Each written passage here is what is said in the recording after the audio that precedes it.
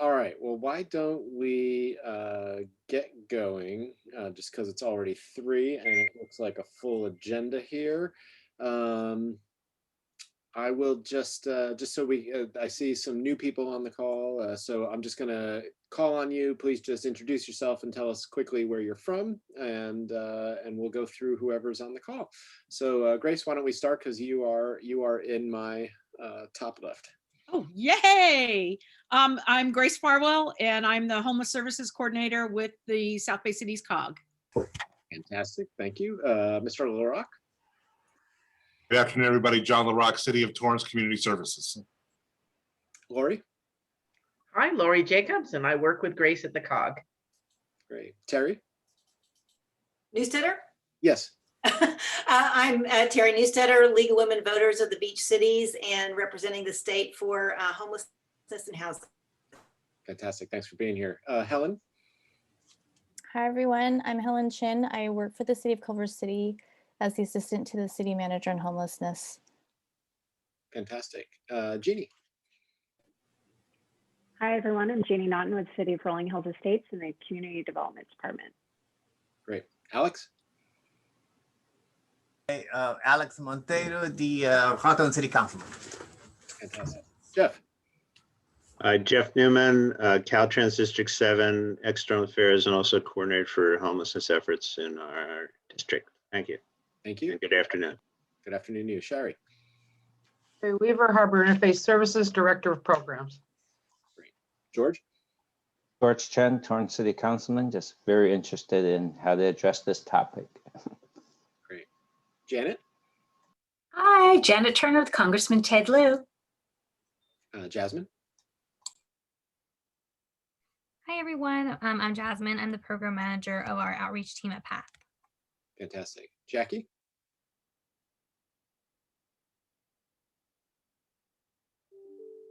Just got to unmute. I didn't know which one. So hi, everybody. I'm Jackie Arcos from the City of Gardena Human Services Department. Fantastic. Raul? Hello, everybody. Gardena Police Department. I'm part of the Gardena Hawthorne Mental Evaluation Team. I'm recently assigned to the position once again. Great. Welcome. Thanks for joining us. Landon? Hi, my name is Landon Phillips with the Hermosa Beach Police Department. I'm filling in for the vacant position, assistant to the city manager. So I'm just here for Hermosa Beach. Fantastic. Thanks for being here. Aram? Good afternoon, everyone. Aram Chaparian, Torrance City Manager. And Cody? Cody Bridges, Office of Assembly Member Al Marisucci. Fantastic. Let's see. You are not Jasmine, because Jasmine already went. So I am listed as Jasmine. That's weird. I think I used her link to get on. Anyway, I'm Haley Fuselier. I'm a senior director at PATH over SPAs 5, 7, and 8. Thanks, Haley. Mackenzie? Mackenzie Bright with the City of Rancho Palos Verdes. Thank you. Welcome. Viet? Good afternoon, everyone. Viet Wong with the City of Torrance. Okay. Raymond? Hi, everyone. Raymond Chung with the City of Carson. Thanks. Brittany? Hi, my name is Brittany, and I work with Jose Delgado for LASA, and I'm one of the directors of Government and Community Relations. Great. Thank you. Jeanette? Good afternoon, Jeanette Christian with the Office of U.S. Senator Dianne Feinstein. Thanks for being here. Lily? Hi, Lily Sofiani, Assistant Deputy of Homelessness Policy for Supervisor Holly Mitchell, Supervisorial District 2. Thank you. Keith? Just got to unmute, Keith. You can try it one more time, but you got to unmute. Okay. Just logged on, actually. Okay. Keith Bennett, City of Carson Community Development Department. Thank you. Cinder? Hi, Cinder Inglewood, City of Inglewood. Thanks for being here. Brianna? Brianna Judgeram, Regional Coordinator, Adult Coordinated Entry Systems by 8 Harbor Interfaith. Great. David? David Lucier with the COG. Thank you. Vaughn? Vaughn Norris, City of Hawthorne, Community Service Department. Thanks. And finally, Zulma. You're muted though. Try unmuting. There you go. Good afternoon. Can you hear me now? Yes, we can. Yes. Perfect. Good afternoon, everybody. Zulma Gent here with the City of Torrance. Fantastic. Thank you. All right, Torrance is really overrepresented today, so so we should just actually scrap everything and just talk Torrance. All right, so we have meeting notes from January 6th. Unless there are any comments related to potential changes that need to be made in those notes, I will accept them as is. Anybody? All right, then they are good to go. So why don't we jump to our first presenter today, Helen Chin, who is the assistant to the city manager on homelessness from Culver City. So go ahead, Helen. Thank you, everyone. So thanks for having me this afternoon. My name is Helen Chin. We are working on a Safe Park program also, and this is why I was invited to join this meeting. So hopefully I'm able to share something with you all this afternoon that will help you all out in your thinking to address homelessness in the South Bay. So we have a yet to be launched Safe Park program. And so in our discussion, I will talk a bit about why we haven't started yet, some of the successes and challenges and considerations for Culver City's Safe Park program. I'm asking us to also start with the question of asking why Safe Park is a viable solution and how it fits into your city's repertoire of other housing programs. And I'll get into that and it'll make sense in a second. Because asking why will help us consider our intentions to build out a thoughtful program that meets the needs of unhoused people living in their vehicles, while also ensuring that we consider what the next steps for these potential participants are. Next slide, please. So we all know Los Angeles County has seen a 12.7% increase in homelessness between 2019 and 2020. This growth is reflected in Culver City, in our surrounding areas, and I'm sure in your cities as well. To start, homelessness is a regional issue. And to address it, we need to consider and keep in mind why people are falling into homelessness in the first place. Certainly, it is evident to you as local elected officials and staff, the systemic issues that have contributed to it, such as the lack of affordable housing, lack of living wage jobs, underinvestment in basic medical and mental health services, the criminal justice system, racial discrimination, and other systemic issues that have led people to fall into homelessness. And there appears to be a greater inflow of people into homelessness than there are solutions to stem the tide. So with this in mind, the Safe Park program would only be a temporary solution to this growing issue, but also knowing that it is a temporary solution can help us to design a program that has a beginning and ending for any participants. Next slide, please. So Culver City had been considering a Safe Park program for actually a few years already. It would be one of many solutions to meet the immediate needs of people experiencing homelessness.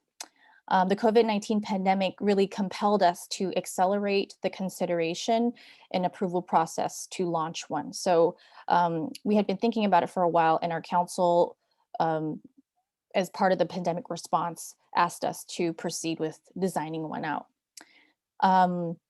So for us, the Safe Park program would provide a safe place for individuals to park their cars at night without worry about being ticketed or harassed.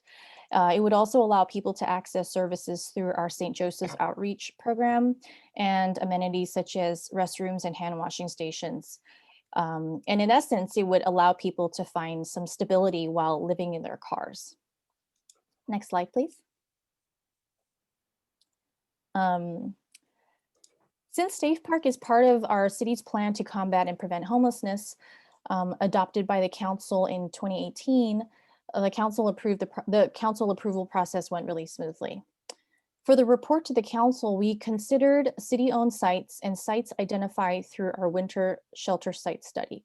So as a separate project, we pursued a winter shelter site study to understand what publicly owned space in our city could we actually build a shelter? So we had, we considered our city park sites, parking lots, and our winter shelter sites. So once these sites were narrowed down, we considered what sites would make it desirable for someone living in their vehicles, and in consideration of the house residents who might express concerns. We selected a city-owned parking lot inside one of the city parks. It is remote, away from sensitive receptors, with access to restrooms and privacy for participants. And all of this work was done in consultation with Safe Park LA. Next slide, please. So we modeled our application process after Safe Park LA's, including an online application process. We also consulted our city departments, so our housing division, city attorney's office, police department, for consideration of what would be considered eligible, what would be an eligible participant, what kind of activities the city would allow or not allow on site. Could they bring their dogs? Is there smoking? Can people smoke? All these kinds of things. And what kind of background checks we'd want to conduct, and what the city felt comfortable with. You know, the background check can be a barrier sometimes or not, depending on the stance of the city. We also had to think about what the next steps are after a participant enrolls in their Safe Park program. And so this is where we get into the challenges. Next slide, please. Seeing as how we initiated the program due to the COVID-19 pandemic, there was a lot of uncertainty about how long the health orders would remain in place. We knew the program would continue after the pandemic was over, but that means we also have to get serious about our other housing and shelter options. Excuse me. That means we also have to get serious about the other housing and shelter solutions. So we had to pursue those same projects simultaneously. Meaning, if we erect a Safe Park program, what's next step do people go to after the Safe Park? Do they just keep parking in Safe Park? So we have to think about how to get those online so that there's actually a sensible and reasonable and logical trajectory for people. Some of the programs include motel vouchering, rapid rehousing. We're also doing a motel reuse study, and we're also starting an ADU program. We are also limited by our staff capacity. I think as small cities, we are really working oftentimes with skeleton crews. Also, the pandemic has impacted all of us differently. And so that's something we had to kind of keep in mind too. That's actually one of the reasons why we haven't launched the program yet. Because right now in the city, in addition to our outreach team that we contract with, there are only 4 staff members, including myself, working on homelessness specifically. So, you know, which staff member would be on site at a Safe Park program to ensure the process goes smoothly? Do we rely on our outreach team, whose contract right now does not include overseeing a Safe Park program? How do we even recruit people to participate in Safe Park and convince them that parking in the city's parking lot is better than maybe a quiet cul-de-sac where they are really familiar and currently feel safe? And more importantly, when people enroll in Safe Park, how long do they get to stay in the program? And what are the long-term housing solutions? And I think one of the biggest questions we had to ask ourselves is, where do people go next? Do we set a timeline for how long they can stay? And that's partly dependent on what options we have available in Culver City and through LAHSA. At least in Culver City, we have to develop long-term housing and shelter solutions while remaining largely dependent on the county and LAHSA. In an ideal world, Safe Park would only be a short pit stop along a journey of temporary solutions that eventually leads to permanent housing. I hope I haven't convinced you all to not pursue Safe Park. These are just serious considerations to make in designing your program so that it sets the correct expectations for your participants and for the community, and provides realistic outcomes in support of more permanent solutions. Next slide, please. So lastly, back to my earlier comments about systemic issues causing homelessness. While we pursue temporary programs such as Safe Park, we should keep in mind why people are falling into homelessness in the first place.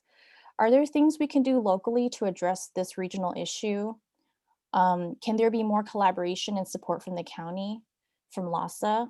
Can we work more closely within our COGs to address the issue in the immediate region? How about working with other COGs? Thinking more broadly, can we leverage any monetary support from the state or from the federal government? I will end on a realistic note. And this is something I've had to come to terms with when we're grappling with homelessness, which isn't a localized city issue, it's a regional issue, a nationwide issue. Until we have a nationwide coordinated and collaborative effort to invest in solutions to address housing, incarceration, racial inequities, education, wages, and healthcare, we might always be applying Band-Aids rather than curing the wounds.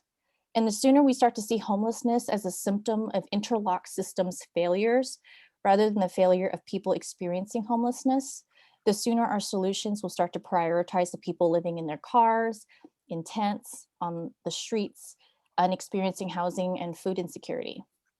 So I know I talked very broadly about homelessness and specifically about Safe Park. So next slide, please.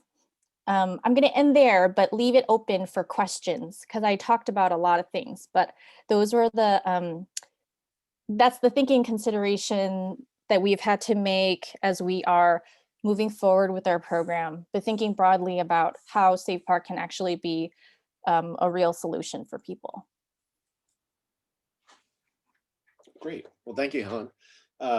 Anybody have questions for Helen? Yeah, George, go ahead. Thank you. So Helen, your last slide before you get off the stage slide, the one with the leaves and the roots is probably the slide that triggered my question. Would you say the Safe Park is really above the roots? It's not really, I know you're saying as a solution, but it's really above the roots. I mean, it seems like if we want to attack the problem, we really need to dissect beneath the surface and each the roots. Right, and yes, I think it is. And the reason why I'm framing Safe Park as a temporary solution, I'm hoping it's just a pit stop, because I think my worry working for the city, I don't want to set the wrong expectations for the participants in the program. I don't want to set the wrong expectations for the community, because at the end of the day, it is quite costly. I want to say the estimate is about $250,000 a year. I actually forget how many cars, so I apologize. I can send Grace those numbers.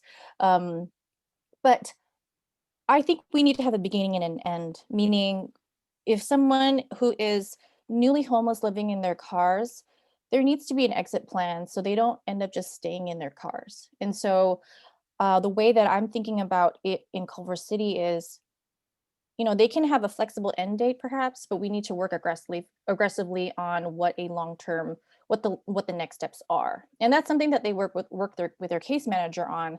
But I think we also know here that we just don't have enough housing. So we can keep engaging and engaging and engaging, but until we have the actual housing opportunities, enough of them, you know, Safe Park might be like a long temporary spot for people. Thank you, Helen. I mean, I don't want to take up Christian's meeting too much. Again, I could, if I was going to attack the problem, I would even say housing is above the root. We need to go even ask the 5 whys and really figure out how to even get to that point. Otherwise, I think all the regional things we're trying to do, as I've been sitting at the homeless task force even before I first got elected, and I look at what everyone's doing. It's very good. We're all trying to do short-term things, but all the short-term thing is based on your pictures, all above the surface. We really, and that could be almost endless. All good things until we really find the root cause. It's like, you know, curing a disease, right? You really got to get it to the cause of the disease. And there may be arguing what the real cause is, but we need to, you know, maybe find one we think we all could tackle and get it all the way and and then find another route to tackle. And maybe different regions have different specialties and different skill set to tackle. Then we divide and conquer. My 3 cents, and I will be quiet, Christian. No, I appreciate it, George. I mean, I think if all of us could wave a wand and change the systemic issues that have created this, right, we would do that. But we're trying to pivot and be flexible and attack, in, you know, to your point, these kind of smaller temporary fixes to get to the point where we have the ability to effectuate, you know, more housing or long-term solutions. But even beyond that, we still have to deal with the affordability and the income inequality issues, and, you know, all the things that kind of create the foundational reason why we're even having this as something that goes on and on and on. Janet, yeah, I saw your hand up. Well, I was just reminded of a case I am just resolving, and I just want to share it because it gives, I think, a little bit of a different perspective on this issue. And that is a young woman in her mid to late 20s contacted me because of COVID. She lost her job. She thought COVID wasn't going to take very long, that she would eventually get back to work, and wound up using all of her savings, trying to just live and pay her rent, et cetera, et cetera. She wound up homeless. She wound up on the street. She didn't have family here. She didn't have much in the way of friends. She contacted our office.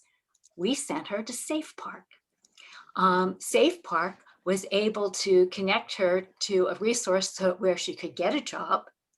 And also I connected her to Silver Nest, which is what you guys are working, who you're working with. And she loves of working with Silver Nest. And now she is, you know, about to start a new job. Once she starts the new job, Silver Nest will accept her. She's looking forward to living possibly with a senior. She likes that idea. And it's a happy ending. And, you know, my understanding, if you look at the statistics, there are a lot of people who are just a little bit down on their luck, who are still working, who just need maybe some resources, some social service that Safe Park can provide. And there can be a happy ending. And I don't think you have to worry about housing all of them. So I'm sorry, but I just wanted to give a more positive viewpoint to this because I just helped somebody. So. No, thank you. I did not intend to portray Safe Park as a non-solution. It, you know, just thinking about it beyond Safe Park, and I'm really glad that the situation did really work out, and that's the purpose it's supposed to serve. And thanks for that story, Janet. One of our outreach navigators actually just shared that she was unable to get a gentleman who lives in an RV to go down the housing path. He wanted to stay in his RV. So this would be great. Zulma, I saw your hand up, and then Alex, I'll go to you.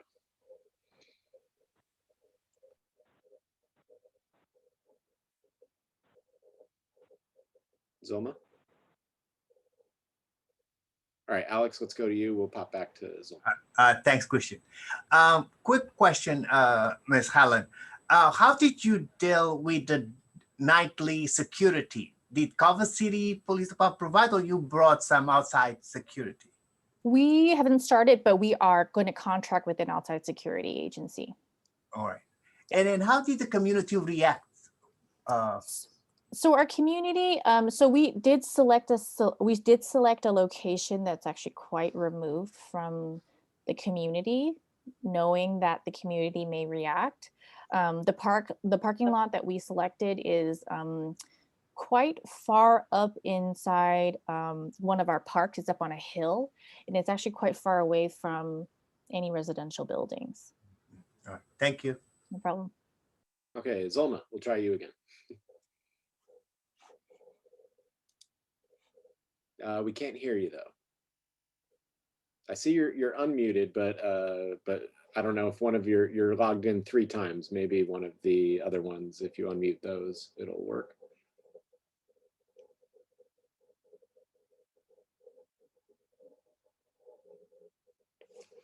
Or try putting your question into the chat maybe, and then then Helen could answer it that way, if that'll work.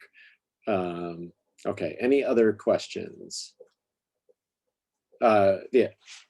Thank you, Councilman. Thank you, Helen, for the presentation. What are you finding in regards to support services or case management, or what are your plans to do so? Because I know it's just starting off. What will case management look like in regards to those who are using safe parking?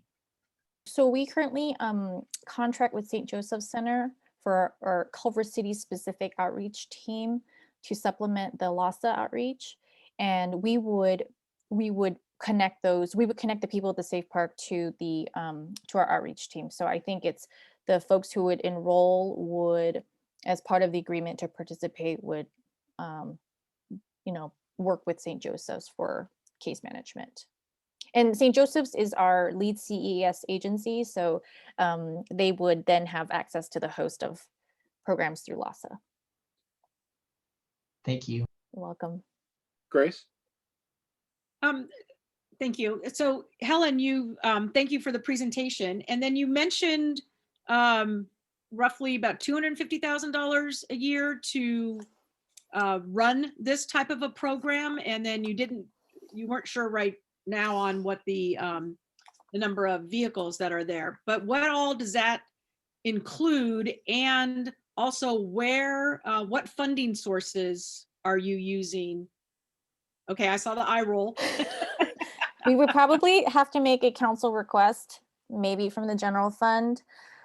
Maybe we have to apply from, I mean, I'm not saying our general fund is going to pay for it, but that is definitely something we have to really truly invest in. And I know that our Committee on Homelessness is making a recommendation as part of our mid-year budget review and for the next fiscal year to set aside money specifically for that program. And I meant to do this research before I joined this call, really to be able to tell you the numbers, but it is more expensive than I thought. And I think so much of it is because you are providing the security, and also you are providing, I think it's the security that is expensive, because you want security there for over 12 hours, right? Yes, maybe about 10 to 12 hours. And depending on what site you select, it'll also have impacts on what additional things you have to consider. The number of restrooms, you might need to bring in some lighting. You might need to consider if you want to do showers, if you want to do meals, all those kinds of things have impacts then on your costs, especially because in working with Safe Park, they did tell me, and I will share this with Grace so she can share with this group, how much per car per night. So you can use that to calculate, how you can calculate the cost of maybe the size of the lot, if you want to fill the lot, or if you want to just do every other space considering COVID. You good, Grace? Yes, thank you. Thank Great. you. And actually, too, our next speakers are, we have LASA here to talk a little bit more about some of the funding sources as well. So we'll have the opportunity for more questions. Okay, Lori, I see your hands up. Yeah, thank you. Great presentation, Helen. I'm a huge advocate if this is a interim, transitional, whatever you want to call it. It's one more step in getting to solutions for sure. So would participants need to enroll or just show up? Will they need to be already in the CES system? And if I missed it, I apologize. Is this open to individuals, couples, and families? So the way that we would do it is to control the every evening, modeling it after Safe Park, we would have people apply in advance so that we can do the background checks that the city has decided upon, allow us to verify identity and verify that the car is operational. So we would do that in advance. If people do drive up to the site at night, we would have enough information to provide them so they can call the right number or send the right email or return at a different time so that we can connect with them and get their application process going. And we would have it be open to adults and couples and families. But if we do come across a family with a minor, we would try to minimize their staying at the safe park, meaning we would connect them to family services or family solutions through St. Joseph's as soon as possible, only because then, you know, you're in on the open with other adults, and we'd want to make sure they get connected to services. And if they do need to stay at Safe Park for a few days, that's fine, but that's a case we will work on quickly. And how will people know about Safe Park? How will they even find out about it? So we know we're intimately familiar with the people who live in the city in their vehicles. So we would probably do our own messaging to let them know that this program's available and please sign up if you're interested. And our outreach team is also familiar, and our mental health evaluation team is also really familiar. So we would reach out to them that way. And we would let I imagine we would also let the food line. We have a church that does meals every night. We would probably let them know so that they can let the folks that they know. Makes sense. Thank you. You're welcome. Great. All right. Well, Helen, thank you so much for taking time out of your day to be here with us and present. And you are always welcome as a guest anytime because thank you. It's cross cogs. It's cross cogs. Yep.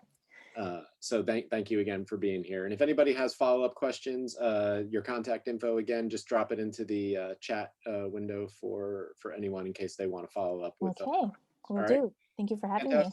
All right, we're going to move on. We've got an update from LAHSA. Jose Delgado is here, and I saw he has signed on. So Jose, thank you for being with us. You want to take it away? Yeah, good afternoon, everyone. I also want to introduce a few of my colleagues who are on this call. Even though there's another Jose Delgado, it's actually Caitlin Rose from our office. She's on the call. And I also want to introduce everyone to Brittany Jones. Brittany has just started at LAHSA. She is our new Associate Director for Government and Community Relations. So you'll be seeing more of Brittany and her team at all of the council of government meetings across the county. She is putting together the team that will house all of her community engagement coordinators. We're sort of revamping the unit a little bit and kind of getting that team restarted and jump-started once again. So you'll see in the immediate future Brittany at most of our meetings, and then when she has the ability to staff up and get her staff on board, they'll be under her leadership. I want to maybe start with Caitlin because I think it's a good dovetail to the conversation you were all having about safe parking. I'm sorry I jumped in a little bit late, so I got to tail end of that conversation. So it sounds like Culver City was presenting on their safe parking model. It might be helpful if Caitlin jumps in and sort of goes over her presentation around safe parking and sort of what we've seen to be the best model approach and most effective approach that we've seen that we're currently implementing across the county. I'm not sure, Grace and company, if you all feel that's appropriate. I see some nods, so I'm gonna take that as a yes. So maybe Caitlin, do you want to jump in? And for those of you, there's two handouts from LAHSA. The one we'll be going over right now is entitled Safe Parking Program. Self-explanatory. Yeah, and I believe David is going to share the screen so we can have that up. And then we'll also have it available in the chat and then make it available to everybody else. Perfect. Thanks, everybody. My name is Caitlin Rose. I don't know why I'm showing up as Jose Delgado, but my contact information is on this document, I believe, and I can also share it out. I'm the System Components Manager over Interim Housing at LAHSA, and so my team is really essential for the program design of anything that is considered to be interim housing or supportive services to interim housing. So I was asked today to speak on our safe parking program that we administer through LAHSA, as well as the brand new Tiny Home Village program that has just started up. So I'm just going to explain a little bit of an overview and kind of what we see with these programs. Again, safe parking, we've been operating for about 2 years now. Tiny Home Villages, the first site opened back in January, late January, early February. So brand new program, but with a slew of sites set to open. So I'm happy to share a little bit about what we've been seeing, what those programs look like, and then answer any questions as we go along. So to start with safe parking has really originated out of the increase that we've seen across the city and county with people experiencing vehicular homelessness, experiencing literal homelessness, unsheltered, but residing in their cars. The program really was designed to provide a safe parking location where folks would have access to the restroom and be able to sleep overnight in their car, kind of hassle-free, not worry about getting parking tickets or have any issue with regards to kind of being in communities and getting hustled by police or any, causing any neighbor harm. We've got some scattered sites throughout the city council districts and throughout the county. What we found is really the sweet spot for the size of programs is about 25 cars. All of the sites have bathrooms and are ADA accessible, and there's a lot attendant that makes sure that the people that are coming on are registered. We know who everyone is. And there's a case manager at every location that either works in the evenings to connect people, find out what they need, and do some case management, kind of follow up during the day, or works during the day to follow up with participants to try to figure out how to move them from their cars, either into other shelter programs that are more long-term and stable, or to, return with family or friends, obtain their own apartments. Many of our safe parking enrollees are employed. So kind of trying to provide some scaffolding of services to make sure people are staying kind of short-term in the safe parking location. The eligibility is really just that people are experiencing vehicular homelessness. We try to keep it as low barrier as possible. Somebody that's living in their car is really that one step away from living on the street. And so we want to bring people in and connect them to as many resources as possible without barrier. If people, don't have IDs or they don't have car insurance, then that's a main priority for really the first step of case management, but we don't use that to rule people out. There's always a little bit of community nuance. Having safe parking programs is very much what we've seen, community effort. And so there's a lot of community discussion that we have when we're opening these sites. And so some communities look a little bit different as far as how they determine who can enter the site. Mainly the sites are for individual adults or youth 18 to 24.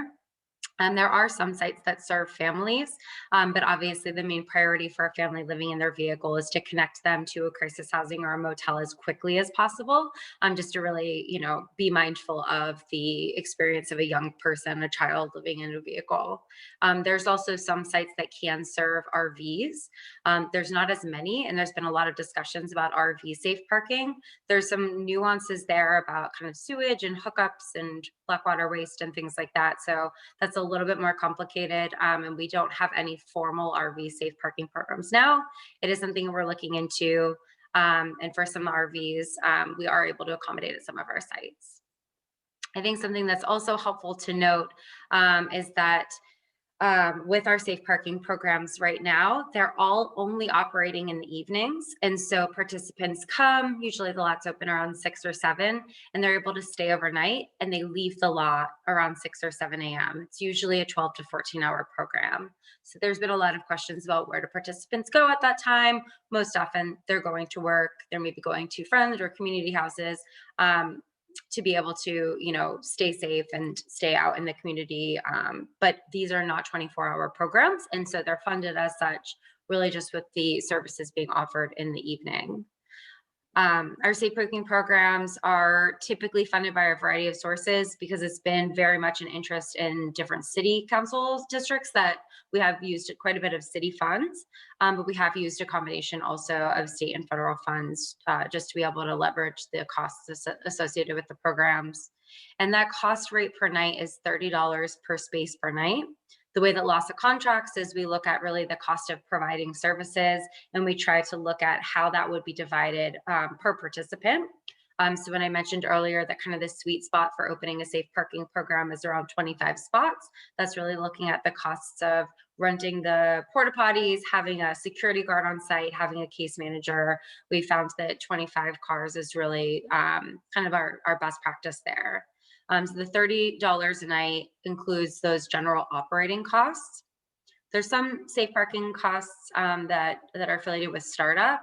most notably, if there's anything around kind of making sure that there's not loose pavement or anything that could be just an access issue. We try not to contract in places where there's really uneven gravel or anything like that. We want there to be enough light that folks can see, but also that it's not going to be beaming down on them while they're trying to sleep. So there's some site considerations that are really important. And then there's also, I think, with regards to community engagement, there's really, I think, a lot of effort to ensure that the community is aware of safe parking and partnering and advertising to local businesses that may have people experiencing vehicular homelessness near them.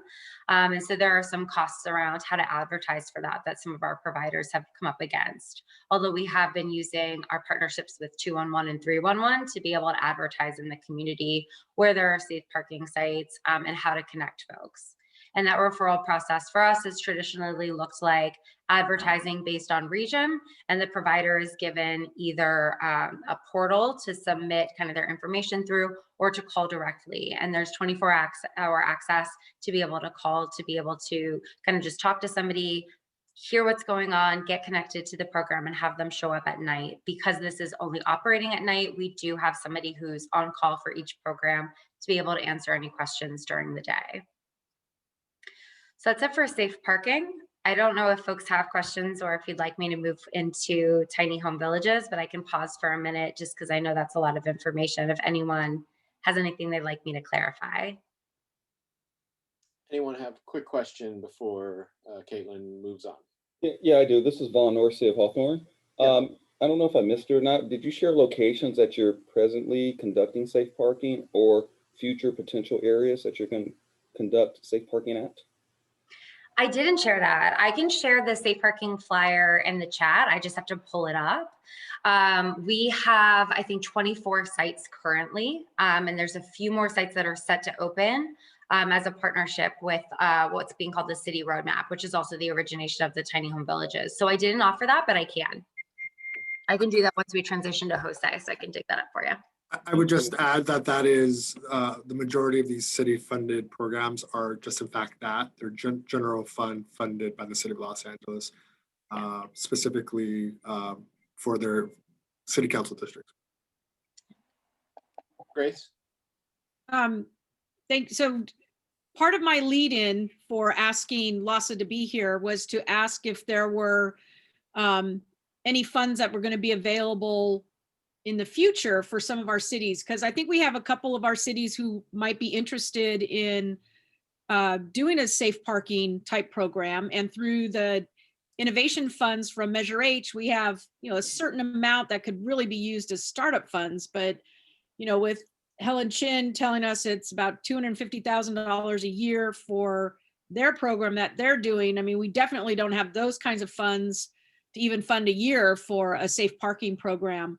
And then I know when I initially spoke with you, Caitlin, and Jose, and some of the other folks on our call a couple of weeks ago, I asked about future potential funding for LASA to fund some of the operational costs for this, and it didn't look promising. So I guess my question is, and Jose, you may get into this with your part of the presentation, but what types of funding sources might be available? And then I've also heard that some of the safe parking programs aren't filling up to capacity. And so LASA is kind of reviewing and revisiting whether or not there is going to be funding in the future for safe parking, or are you moving away from safe parking to fund other types of programs?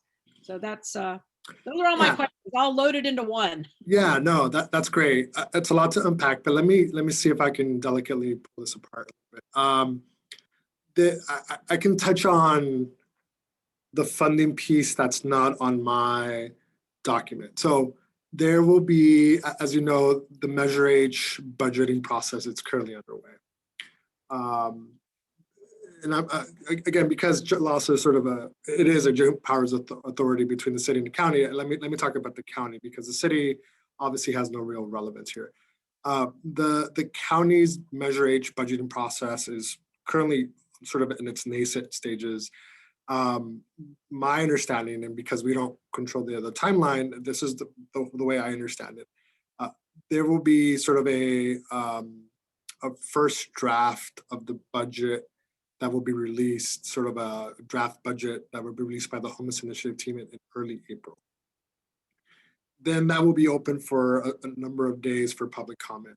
That will be sort of the opportunity where stakeholders, including cities and council of governments, can chime in, specifically have specific requests or other interests in terms of what should be prioritized or seen in the Measure H budget.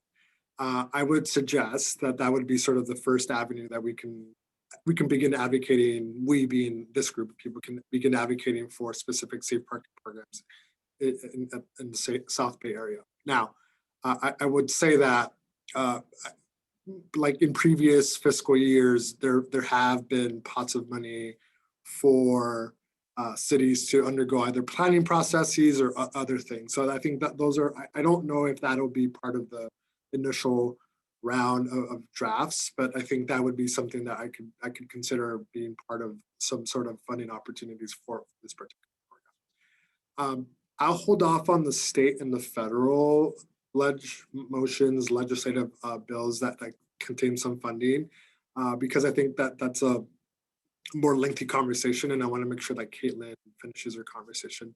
The only thing that I'll add before I hand it over back to Caitlin is that just like anything else, I think we all struggle with sort of the operating funds. Like, where do we find? And most of our cities are cognizant that they want to do something, but ultimately it's sort of like that long-term operating fund that seems to be the issue for everyone.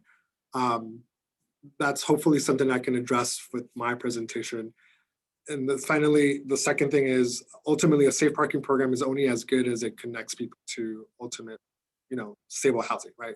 The safe parking program is simply a first entry point into assessing someone's condition, someone's situation, with the end goal of putting people to housing. To your question around, or to your comment around sites not being up to capacity, that is certainly the case. I would say that the reasons they vary depending on the site. A lot of them have to do with specific restrictions.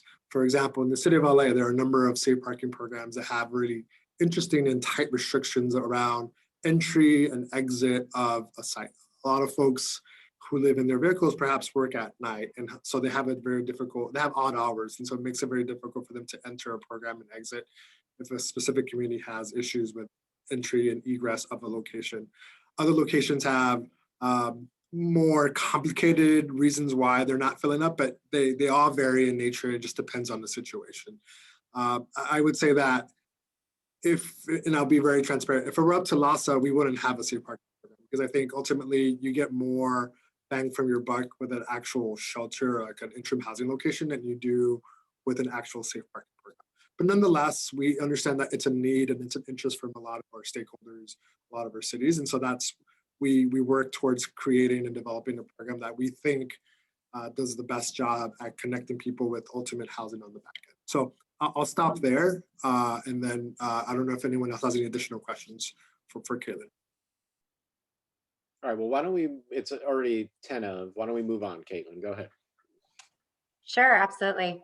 I don't know if you saw in the chat, but I did share the safe parking flyer that we have for all of our active sites. So that list is there for you. We can move into tiny home village interim housing.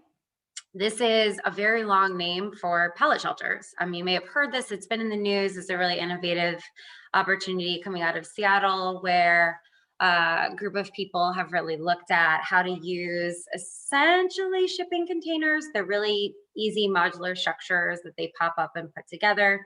There's two sizes, at least for the brand that the city is using and moving forward with right now. The 64 square foot and the 100 square foot. The 100 square foot obviously is for maybe a small family, can fit 3 to 4 people. The 64 square foot has a bed or two. They're mainly, I think, Murphy beds where you pull them down and can put them back up. There's little storage areas. It is a place to keep your belongings safe and sleep. There's separate bathrooms that need to be kind of installed either through a mobile shower program or to actually set up a structure on the location for showers. But it does offer showers and restrooms as well as laundry at all sites. This is brand new. We have one site open. There's going to be about 20 that will open throughout the span of this year. The average size of the site is about 50 to 75 pallets serving 100 to 150 people. It's a great opportunity for right now in COVID because we can have one person in one pallet or a couple in a pallet and keep folks safe and bring them indoors. We don't have a lot of shelter options that are kind of private for couples. And so this has been really appealing. This first site that's opened has a lot of couples in it. We are also serving in these programs adult families where it's maybe mom and a child, but child is 19. Normally those types of setups can be difficult to serve as a family because most family sites prioritize minor children. So we're seeing really great things so far. The first site that we opened really fast. There's a lot of interest on the ground from our access and engagement teams that are queuing up for the new sites to open. We're anticipating a few more sites open over the next month, primarily in the Valley in Council Districts 2 and 3. As with any kind of loss of funded shelter, the priority population is people experiencing literal homelessness, HUD category 1, unsheltered. The services that are provided are pretty specific to any type of interim housing. There's security, there's case management. Some sites have MOUs with mental health providers that'll come in, but the basic contractual obligations are case management. There is a rotating clinical staff that will pop in to make sure that there's support given to the staff to be able to respond to situations appropriately. And again, we serve, really individual adults and youth and primarily couples, which is an exciting thing about this population. This is a new funding program through the city. So we're right now using ESG COVID. We're really unsure how the funding sources will change over the next fiscal year. Right now we have ESG COVID set aside for the next year. We've arrived at a $55 per night bed rate. As with safe parking as well, when programs are new, we do our best to look at budgets, what we think we'll need to run a program, and then sometimes need to, reimagine what actually the spending looks like. So right now, these each individual bed is funded at $55 a night. That could change as the program goes on and we see what spending looks like. It could go up, it could go down. And the same does go for safe parking. It might actually be a little cheaper than $30 a night to run a safe parking program. Beyond the general operating costs of the site, the startup costs are really around obtaining the actual pallet shelters. Beyond every individual little pallet shelter, there's also the need for admin space for staff to be able to work out of. Again, we need to bring in showers and bathrooms and laundry, which are additional costs.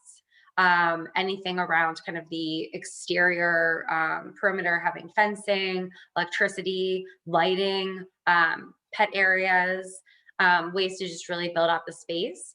Most of the sites that have pallet shelters kind of being slotted for them are sites that have been underutilized. They're just an open lot. Sometimes they're parking lots. Sometimes there's just an unincorporated field.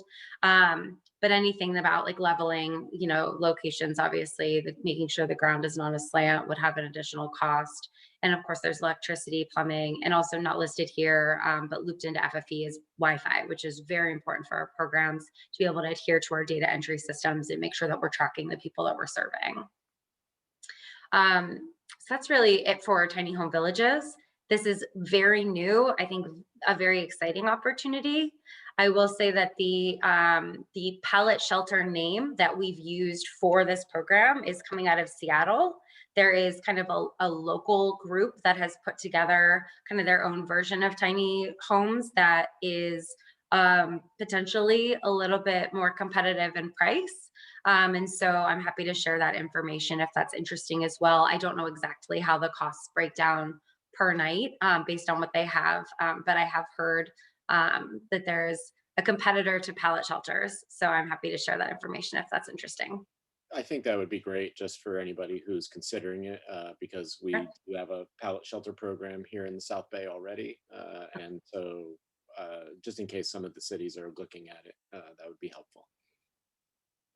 All right. Any questions for Jose, Caitlin, or Jose? Is that the end of your? No, I still have I have something real quick. I just want to Okay, make go sure ahead. anyone has for Caitlin, I aka had a the other quick Jose question. Delgado. So Christian, I had a quick question. Okay, go ahead, Grace. Although my questions are not quick. So Caitlin, the information that you shared, that looks like it's purely a City of Los Angeles program right now, because you were mentioning the ESG funds with the city. Are there any funds available for some of the other 87 cities in the county of LA to look at potentially putting together a pallet shelter or a tiny home interim housing program? I think that's a question Jose is going to answer. Okay. Yeah. So the majority of these, all of the pallet shelter funding is coming through the City of Los Angeles's CARES Act ESG allocation. None of this is county funded whatsoever.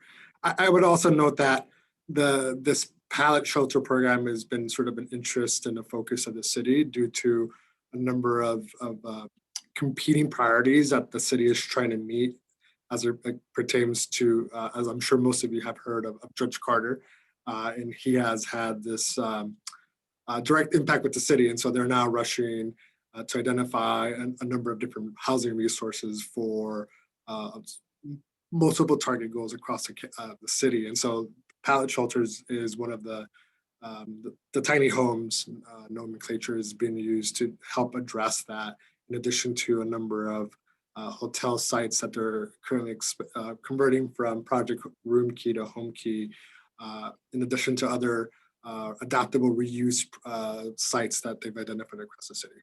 But none of this is county. This is all city, either city general fund or city ESG, CARES Act, COVID related money.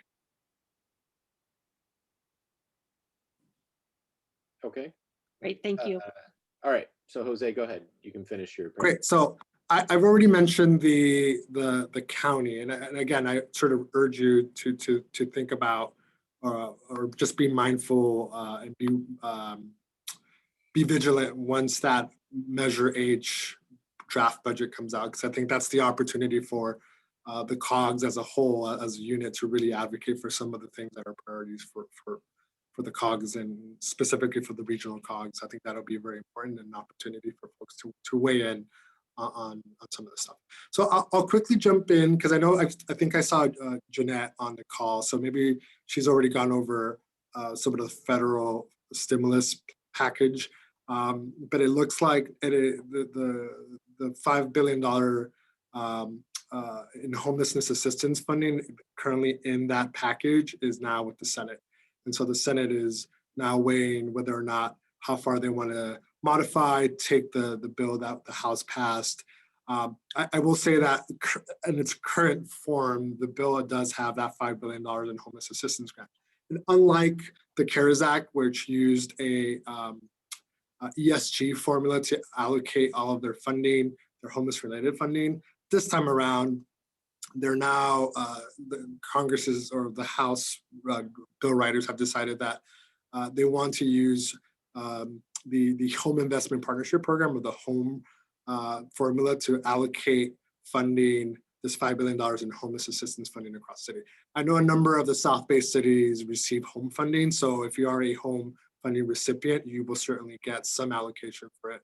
And the way that it's currently written in the bill, the funding can be used for rental assistance, supportive services, affordable housing development, and to the delight of many, acquisition, which I think will be really interesting to see how that plays out for some of our smaller cities who can't necessarily build out, but certainly have identified reusable locations that can be converted into some sort of long-term shelter or supportive housing experience. Again, the bill also includes $20 billion in rental assistance funding to help people from falling into homelessness, which includes a $1,400 stimulus check. The last I read this afternoon, it looks like they're trying to minimize the footprint or the recipients of that $1,400 stimulus payment. It looks like they're trying to really focus on folks under a certain income threshold. And based on the calculations that they see, it's expected about 2.4 million less Californians would receive that $1,400 stimulus payment. So again, these are all sort of hearsay, preliminary conversations that lawmakers are having in DC. So that's the federal work that we currently understand it as of now. Let me focus more on the state stuff, because I think that's where you'll see a little bit more action. There are a few bills and efforts being currently underway that I think will be important to folks here on this call. More importantly, AB 71. So that, as we've discussed and as I've already mentioned, I think what a lot of our cities struggle with is sort of the ongoing operational funding. And I think that's something that AB 71 is trying to address, right? It would create this $2.4 billion annual allocation for ongoing solutions for homelessness. And that, I think, is something that I think a lot of folks are really interested in seeing. Now, the way that the bill is currently written, and as we all know, the bills will eventually look very different on the back end once both sides of the state house look at it. There will be some allocations for cities with populations under 300,000. So obviously this is very relevant to all of our South-based cities to see how that actually works out. So I would urge your folks at City Hall to really monitor this. We'll continue to bring back some additional information as this bill moves its way through the multiple committees of relevance up in Sacramento. Obviously, the way that the governor's budget has proposed $250 million for the continuation of Project Home Key. Again, for most of you who aren't familiar with Home Key, it was the acquisition and conversion of existing hotel sites for emergency or interim housing solutions for folks experiencing homelessness. There's been clamor by a number of the cities across the state really looking to make this sort of a long-term solution. They've seen that a lot of hotels, because of the pandemic, have expressed a real interest in participating in this. So it's been a very, at least from the city's perspective, City of Los Angeles has seen this as sort of a long-term solution for their homelessness problems. They've seen that the Project Room Key conversions to Home Key will be sort of that bridge that people are looking forward to for the out years after the initial tranche of funding for Room Key expired. There's a bill from Senator Wiener, SB 324, that would sort of set aside and create $100 million funding for youth homelessness. And finally, the reentry housing bill by Assemblymember David Chu, which will address sort of the folks exiting institutions and making sure that those folks have somewhere to stay once they leave incarceration, because we see that is a big sort of a stream of incoming inflow into homelessness from those institutions. So again, sort of a quick nitty-gritty summary of the bills that we're seeing and that we're tracking that relate to long-term funding for homelessness that I hope you found informative. And at this point, I'll open it up for any questions. Great, thank you. Anyone questions for Jose or further questions for Caitlin?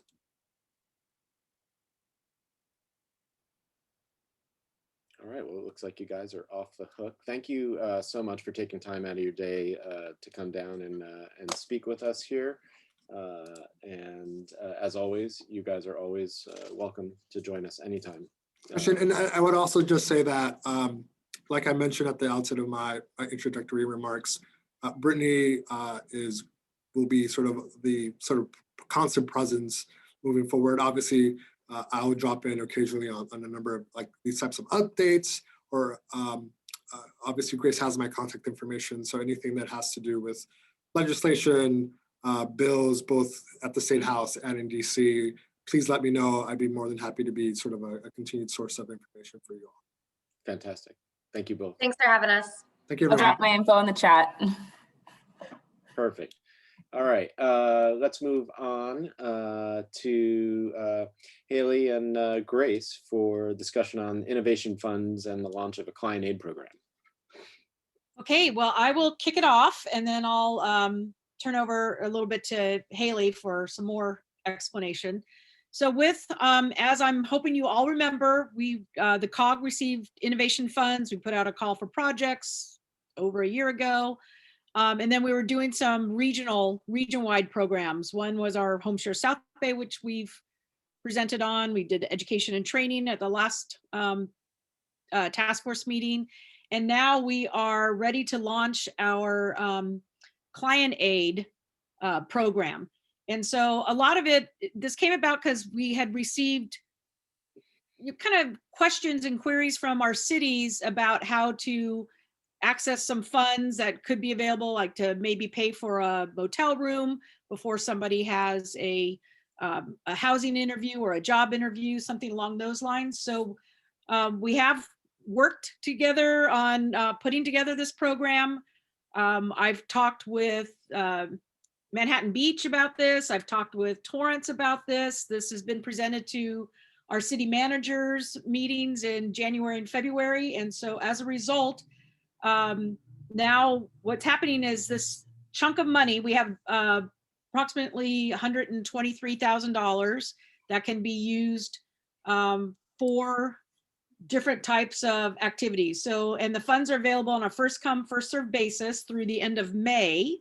And then we're going to be keeping track of city requests and use of funds. So this is again for our cities to make the request for the funding. And then the program is going to be reevaluated in June.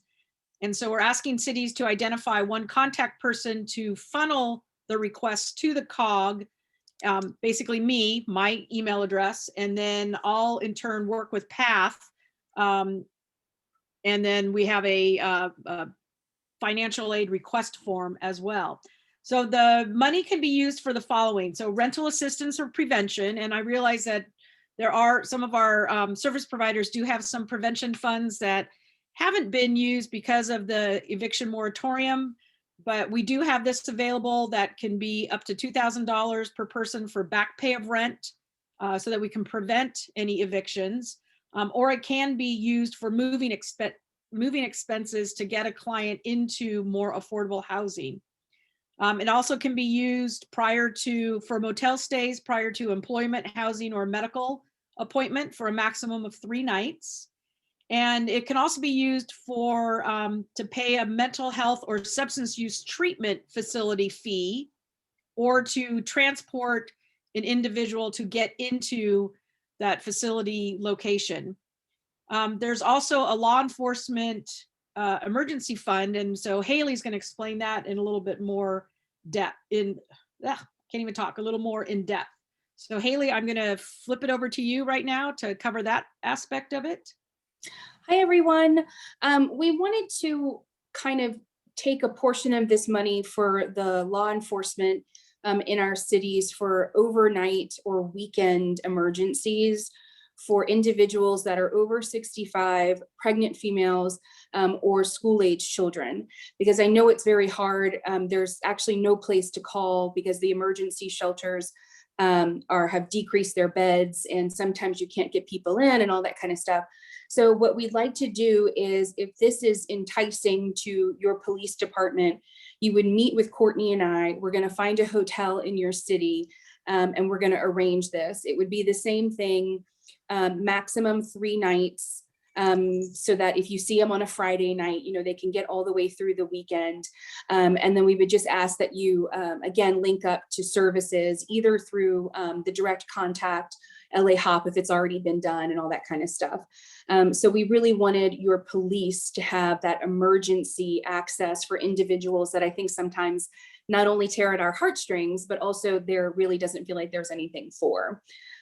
So if that sounds appealing for your police department, contact me, haleyf@epath.org, and we'll start organizing one-on-one meetings so we can find a hotel that's not clear across town, because we do have some relationships with Motel 6s, but if you don't have one in your city or you don't want us to use that specific one, then we can work with you so we can make kind of like a voucher billing system with that particular hotel.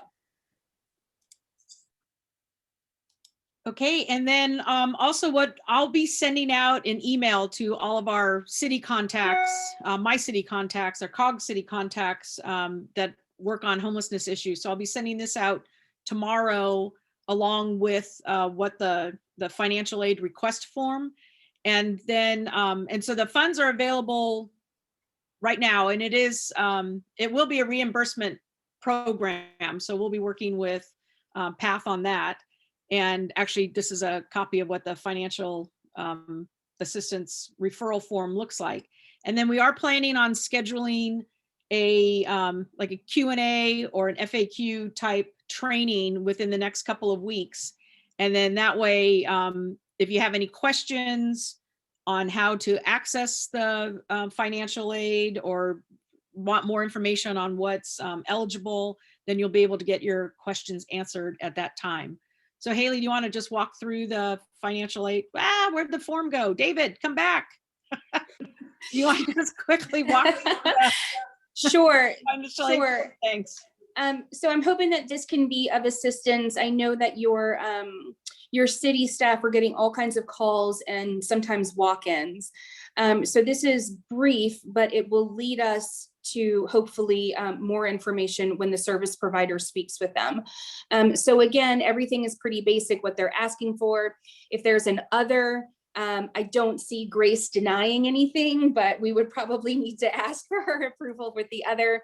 Again, referring city staff, and then the participant's name and as much information as you can get from the participant as possible. And again, what's really important is the current location and or the contact number. Again, if you don't or can't get all this information, we completely understand. But we like you to be as specific as possible with current location, contact number, or any other identifying information so we can get out there and meet them. If they are housed and they are looking for some prevention funds, we would need to have the lease attached. If there's no formal lease, then you can just write that somewhere on this, and then we can maybe see if they're being taken advantage of, or we can get a lease for them. And then if they mention any agency that they may have worked with, if you could write that down so we can check HMIS and maybe possibly get in touch with them. Again, their income and the source, if you can get it, contact number once again. And then if you know anything, or if they have told you anything about their housing history, any barriers that they're receiving right now, and then especially COVID implications, you know, like they lost their job because of COVID, their housing doesn't seem safe because of COVID, that kind of thing. So it's a really brief referral form, and as much information as you can get on it. It'll go to a specific email address that we're going to get out as soon as it is completely done. I don't want to give you the wrong address first, but Grace and I will be working together on every single referral to make sure that it's done appropriately. And I think it's available until the end of May. Is that right, Grace? Yes. Yes.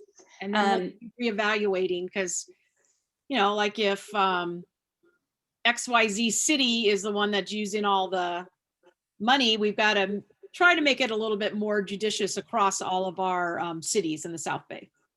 So this will also, this is mainly for city staff, but I know that Harbor Interfaith is on the call, and we'll tell St. Margaret Center, especially if they have cities calling them asking for assistance, that it can also be by a service provider to access this money. And that's it, unless, did I leave anything out, Grace? Nope, you covered my checklist. Okay. Perfect. Thank you both. Any questions? All right. Oh, yeah, go ahead. Thanks, Councilman. Just two questions. Grace, on the rental assistance one, how does this interplay with the funds we have from CARES Act related to housing assistance for those who are in arrears? Like, could this money be tucked into that lottery? Did that make sense? Yeah, it does. And I think it could be used. I mean, we have a cap of, I see you writing that down right away. A cap of $2,000 per person. Okay. So, yes. Okay. And then part two is, On the, I think you said it at the end, I apologize. I was so excited about the rental assistance, I wasn't paying attention. Clearly we have a relationship with Harbor Interfaith. Do the service providers have access to this as well, or does it need to go through city staff? I'll turn that back over to Haley. No, yeah, service providers can, of course, access.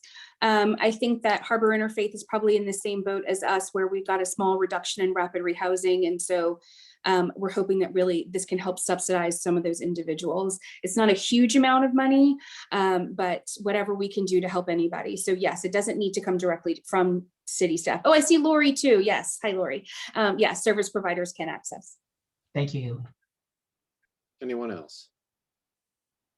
Raul, go ahead. Yeah, question, Haley. I think that's a great thing for law enforcement. I just want a little bit of clarification on, so like you said, if an officer felt the need for this type of assistance on a Friday, would it be a direct contact to you from the officer in the field? Is it like that quick of a service if he's out there on the field with somebody? Or is it still going to be like a referral program where like they got to wait till get contacted at a later time? No, we're hoping once we have the individual meeting with the police department or whoever is going to be taking the calls, that we can set up a system where the police can go directly to the hotel, and they won't have to go make a call, get it approved and all that kind of stuff. And I put both of our emails in the chat. Again, it can either be to Courtney or myself, and then we'll create a one-on-one meeting so we can kind of hash everything out. Okay, great, thank you. Let me ask Grace and Haley, do you guys have a one sheet that you can send out so that, it can be distributed to PDs and community services for each of the cities? We will be sure to create one, and then that'll be part of my email that I send out tomorrow. Okay, great. Program along with the request for assistance. Great. That would be super helpful. That way we can just get it out there to everyone faster. Okay. Any other questions? All right. Well, thank you both. Let's move on. Is Courtney on the call or? No, she's not. Do you want to? No, we have Jasmine that's going to do it for the first time. Yay. Okay. All right, Jasmine, the spotlight is on you. Don't mess up. Okay. Can you all see the okay, perfect. Now I can see it. Okay, so hi everyone. I am the program manager for our street-based team in Spot 8. Next slide, please. So right now we are a team of 4, and so we're actively interviewing for our 2 remaining slots on our street-based team. I did want to go ahead and give a little overview of our current staff. So on the left-hand side, it's Valerie, Andrew, John, and Stephanie. And so we are a street-based intensive case management team. So we do everything from engaging participants for the first time and connect them to the coordinated entry system, all the way to housing navigation and retention services in Spot 8. Next slide, please. So our team does operate in teams of 2. So this is Andrew and Valerie, and they primarily, they're the teams that if we receive LA hops, they're the team that's going to primarily respond to those LA hops. They are also the team that does go to the Redondo Beach meal programs. So this is just a typical kind of like work schedule on a weekly basis. However, our schedules are really based on case management appointments. So if they're in a day where it's typically Wilmington and they have a participant that's in Wilmington, but they have a unit viewing in Hawthorne, then they'll go ahead and assist them in that unit viewing in Hawthorne as well. So it really is flexible to best serve the participants. Next slide, please. So our other team is John and Stephanie. So they're the team who primarily engage in the larger encampments and joint outreach engagements with other providers. And so this is their schedule, and the same thing, they're also very flexible based on case management appointments and whatever the participants really need. Next slide, please. So we do respond to LA Hop requests. And so the LA Hop is, the portal to submit an outreach request to engage in services. And so next slide, please. in the month of February, we received 10 LA hops, and in the left-hand side, you will see the cities that we received the request from. But I did want to go ahead and share a success story from the city of Gardena. Our team did receive an LA hop that was submitted by the DMH social worker that rides with the city of Gardena. And it was a senior individual that our team was able to connect with on the spot and get him into interim housing. We're now working on obtaining documentation and moving forward with the housing process. Next slide. So our team really does participate in community connections. So we want to make sure that our all our participants engage and connect to their local community resources. So some of the ways that we do that is by going to joint outreach engagements with local agencies. So two of the joint outreaches that we go to are the Lennox encampment and the Lomita and McCoy encampment. Our team also goes to the Redondo Beach meal programs at St. Andrews, St. James, and Shared Bread. This is not only a really good resource for the participants to get hot meals, but it's also a really great place to engage with the volunteers there and get referrals for new individuals that may be going to those meal programs. We also engage with the police department and the DMH social workers. So two of the ones that we are actively receiving referrals from are Hawthorne and Gardena. We actually have a weekly check-in with them, especially with the DMH social worker for any new hotspots or any people that might have come on the radar that they want us to go and engage with. We also go to the local shelters, primarily Doors of Hope and Beacon Light, so that we can funnel rapid rehousing referrals into our program. And this is just a picture of Valerie and someone from Mental Health America, Peter, at the Lennox encampment. Next slide, please. So these are our year-to-date outcomes. Our team is currently case managing 67 people. I did want to share some of the barriers that we're experiencing with the resources. So COVID-19 has really impacted the types of resources that we can connect to right now. So for example, a mental health, it used to be in-person appointments and we can typically take people same day, if not the same week. However, now it is telephonic appointments and they have to call back. So sometimes people don't necessarily, especially if they're street-based, they don't really have the access to charge their phones. So then we go ahead and give them our number. When it comes to increasing income, we refer to employment services like One Stop. However, they have now transitioned to virtual weekly orientations, and it doesn't always really work with their schedules. So our team is, being creative and taking their laptops out there and ensuring that they're trying to make the connection as smoothly as possible. So we are working to navigate these barriers, but it is something that has impacted service connection. But we do have some highlights that I did want to share. Next slide, please. So this is Ernest. So Ernest was actually experiencing homelessness in Harbor City for 41 years. He initially wasn't engaging in services and actually declined. However, outreach staff really did provide that long-term engagement and connected him ultimately to the recovery rehousing program. We actually helped him lease up in the city of San Pedro, so not too far from all his community connections. And so he's really happy where he is at now. And he even said, "You guys are doing some good work and thanks that all you've done for me." Next slide, please. And this is Raina and Derek. So this is a mother and son. They were experiencing homelessness in Lawndale prior to being referred to the Project Room Key in Best Western. And our outreach team really did assist with the demobilization of that Project Room Key and also the implementation of recovery rehousing. We were able to assist them with obtaining all the necessary documentation to submit housing applications, and now they're housed in Long Beach and going ahead and maintaining that stable housing. So we're really glad to see that happen. Next slide, please. And this is just some photos of our team in the field. So our staff does distribute cold weather items, hygiene kits, and sanitizers during this time. And rain or shine, we are out there. So in the top right-hand side, you'll see 3 of our members providing ponchos and socks and even blankets just to stay warm throughout this time. Next slide, please. Future considerations. So pallet shelters have been really helpful for people, find some place safe during housing navigation. And we would like more cities to consider pallet shelters in the future. And I know the city of Redondo Beach has implemented them. So we would like for more cities to consider it. And I added the link to that. Next slide. And this is Courtney's contact information if you all have any questions. Thank you. All right, thank you. Any questions for Jasmine? All right, let's move on. Brianna.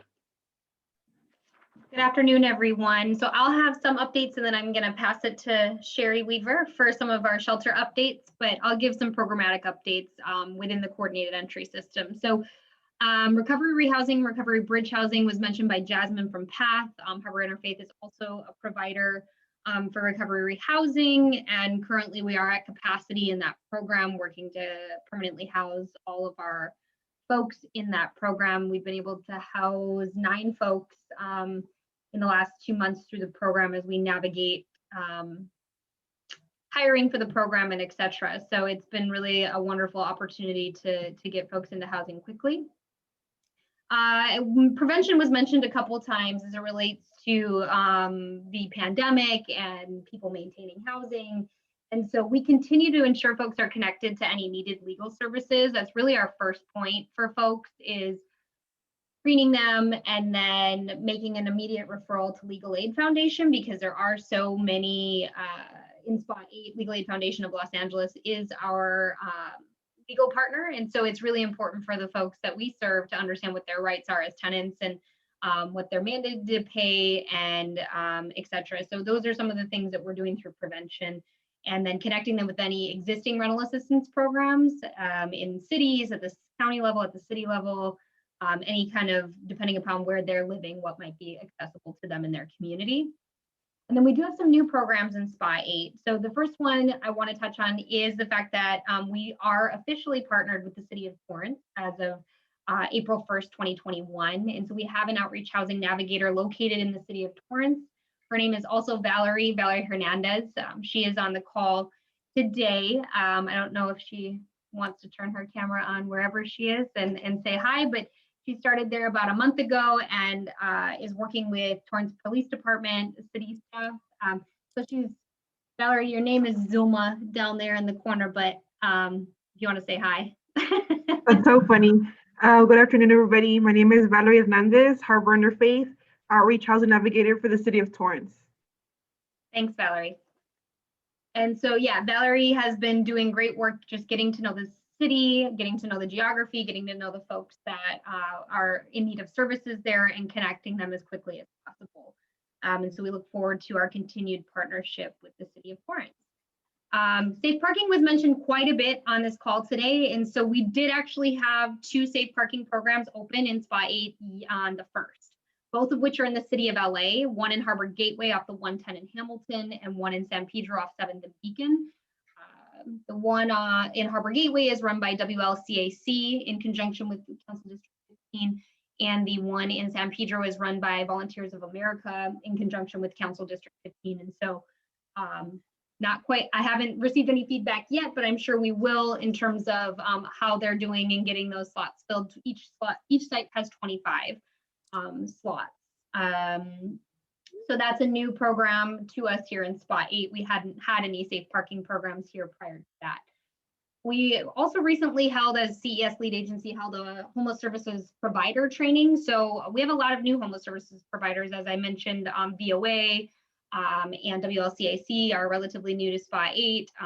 We also have our partners at PRK. And so just making sure that everybody's aware of how to connect folks, who they should connect with in terms of outreach coordination, matching, all of those things. So we led that on the 23rd. And then on the 25th, we did a separate one for DMH, Department of Mental Health providers, in the event that there were any questions. And then just talking a little bit about goal attainment. So for the CES adult system contract year to date, which would be July 1st through the end of February, we have, as a SPA with our subcontractors included, assessed 275 individuals. We have housed 29 adults through rapid rehousing with a 90% retention rate. And we have housed 30 chronically homeless individuals through housing navigation. And then those who we have helped, which has been a limited amount in prevention due to the moratorium, have maintained their housing at 100%. And then for our youth population, we partner with St. Margaret Center and Sanctuary of Hope. And so the number of TAs that have been assessed contract year to date are 31 in South Bay. 16 have been housed through rapid rehousing with 100% retention. And there's been no youth that have needed prevention services that we've been referred. However, lots of problem-solving conversations have taken place. And then with families, always growing the numbers as we talk every month. They've had an incredible 111 placements in rapid rehousing spa-wide. Really awesome work being done in the family department that way. And then 234 families have been assessed with a 95% retention rate in the rapid rehousing. And then 7 families have been helped through prevention in light of the moratoriums. So that's the work being done in CES programming. And now I'll turn it over to Sherry for updates on our shelter. Good afternoon. So I'm going to talk first about the Redondo Beach Pallet Shelter. Jasmine, I agree. We need more pallet shelters. I absolutely love the concept of it. But we have 15 units on site. They are currently full. They have been full since December 30th. And we have a lengthy waiting list right now. We've had 4 residents that have been placed into permanent housing since opening. And the other thing I think is really phenomenal too is the amount of community support that we've gotten at the site. A number of donations from clothing, to hygiene items, to even doormats that were provided that say welcome in front of each one of the units, including some refurbished laptops that were given to residents to do resume building, online job search, housing search, and the like. So it's really been a neat way to have the community kind of wrap themselves around this project there. And I think the other thing that I really like about pallet shelters is our other 2 shelters have been under on and off quarantines and observation. I think the fact that they are individual units has controlled a little bit of the spread of COVID. We just had testing out there last week.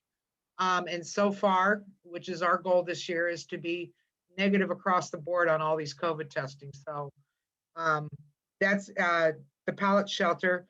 Bridge Home site in San Pedro. We had been under quarantine for the past 6 weeks. That quarantine was lifted on January 14th. But in spite of that, we have been able to successfully house 9 people permanently. And then another 5 residents have secured employment. And then interim housing, which as of yesterday, we celebrated 1 year of being officially open. We have 20 residents on site that have remained during the ongoing quarantine and outbreak observation. I will let you know that since the end of November, the last week in November, we have been under quarantine and observation. And the reason that I bring that up is during those times, we cannot bring in any new residents, which is so frustrating and so challenging, especially when we're doing outreach and we're messaging to folks, we're going to refer you to a site and we're going to get you inside.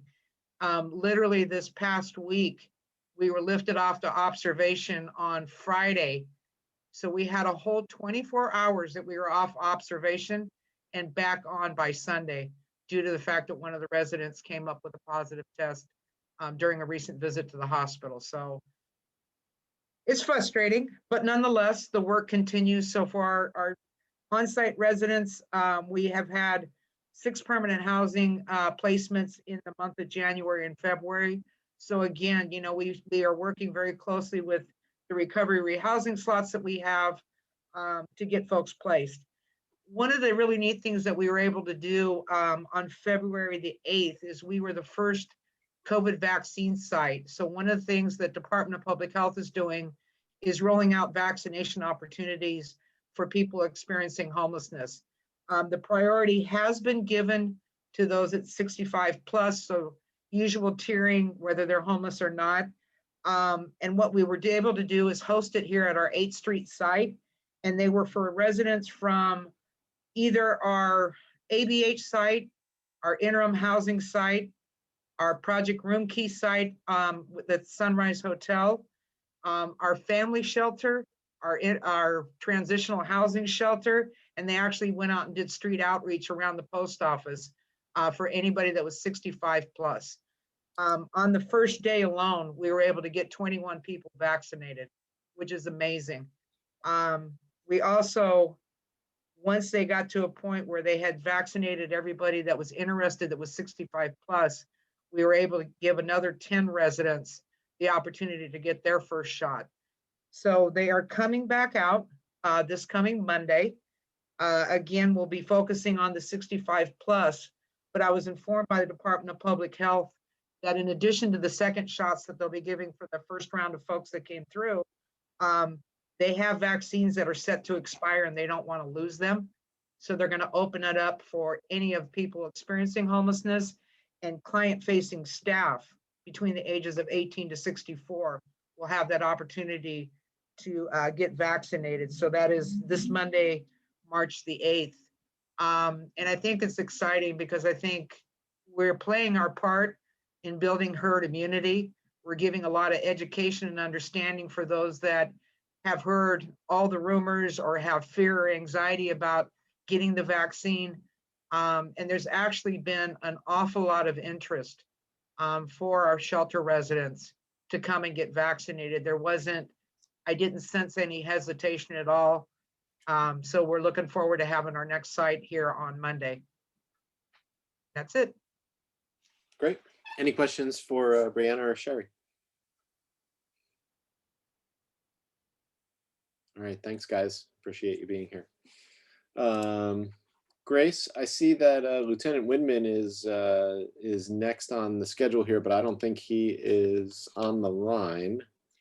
Yes, I agree. I noticed that I didn't see him, but he and I had actually a conversation that we were going to have him do the RAC update at every meeting. So he may not have been able to get there today, but okay, I think we still have, time for. I mean, we have what? We're okay, but you know what? We'll just we'll move on. We'll go to Janet and we've got Janet, Jeanette, and Cody on the line. Cody. I know. Yeah. So why don't Janet? Why don't you go first? Hello. I love your meetings. Always so much great. You just muted yourself.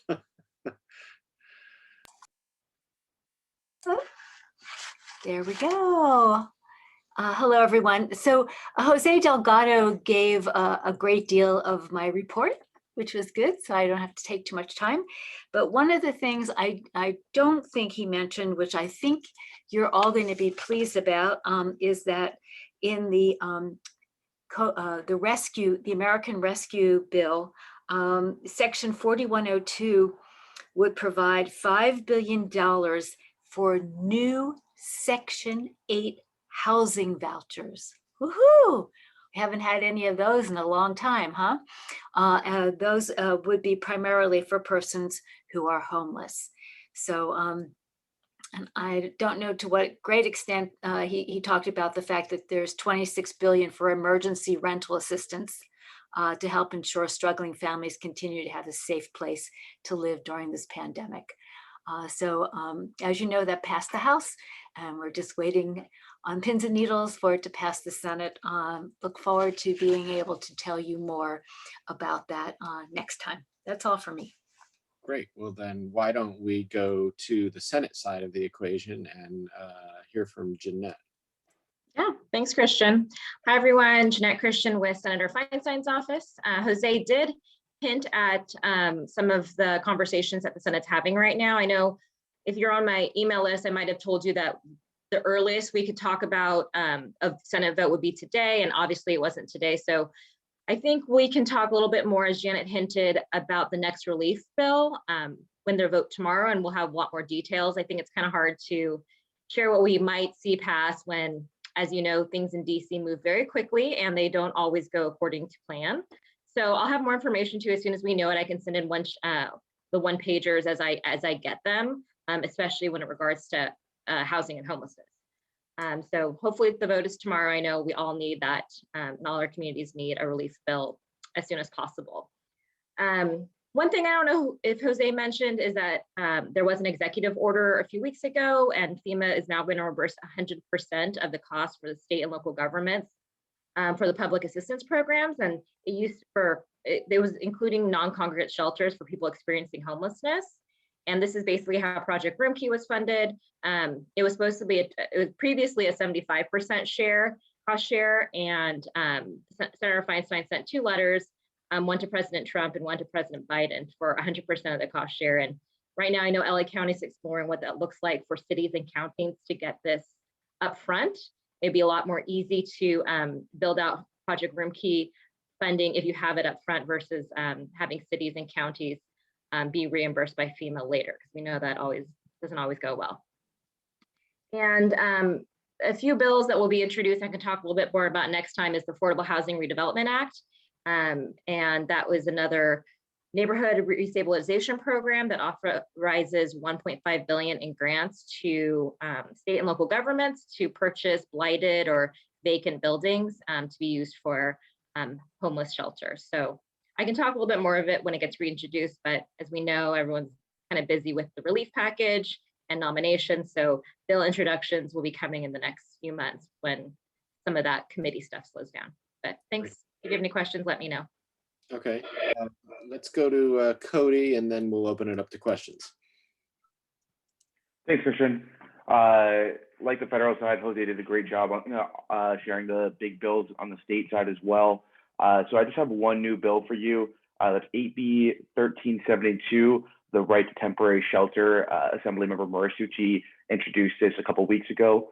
It basically requires cities and counties to come up with a plan for a temporary shelter for every homeless person in their jurisdiction.